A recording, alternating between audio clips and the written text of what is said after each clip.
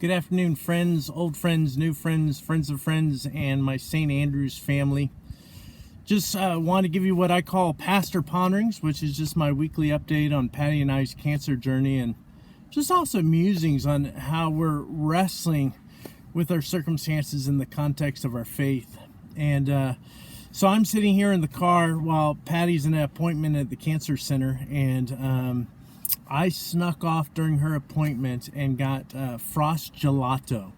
And that's kind of a big deal for me. Many of you know my two vices in the world are chocolate and coffee. And chemo has not been good to those two areas of my life. I don't really like sugar during chemo, but since it's my week off, I've been drinking as much chocolate, caffeine and coffee, and having as much ice cream as I possibly can. So it hasn't been a healthy week, but at least I'm gaining some weight, which is probably what I need to be doing. Patty and I both of our chemos is 2 weeks on, 1 week off. Patty takes pills every week or every day, and so because of that, she's pretty slow and steady in the way she physically feels. For me, since I get kind of hit hard every week and then a week off, I tend to be a little bit more cyclical, a little bit more of a roller coaster where I feel pretty darn weak and then I come out of it. And so it's been great just to have a week off, and I felt very strong. I've been able to walk. Patty's feeling good as well. And one of the things that's touched me this week, as I've shared before on Facebook, is last week, all of you from the St. Andrew's, my church family, did a 24-hour prayer vigil. And I have been wrestling with just constantly asking God, I trust you, but how's this going to play out with both Patty and I and the boys, and, asking crazy questions, which you have to ask. What if I go first? What if Patty goes first? How are we going to function for the boys? And some of those questions that I tend to ruminate on, I felt like something turned this weekend after that prayer vigil.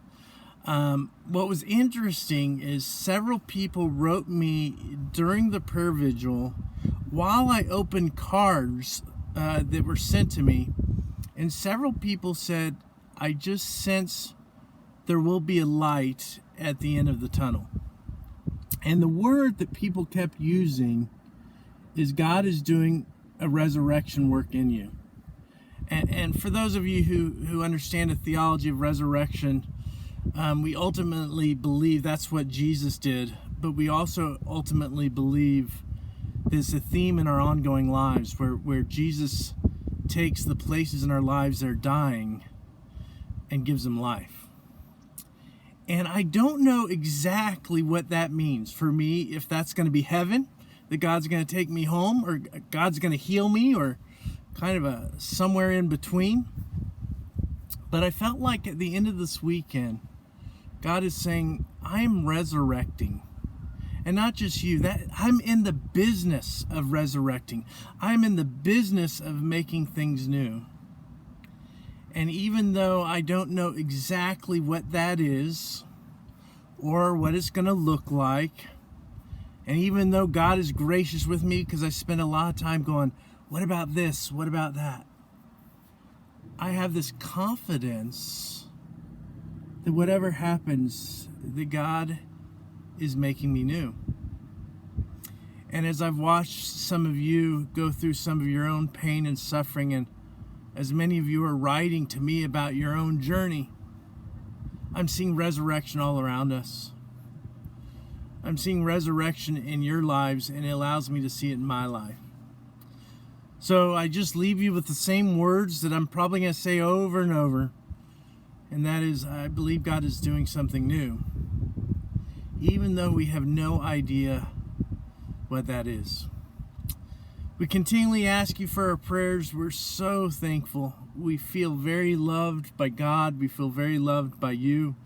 We know that no matter what happens, God is doing something new.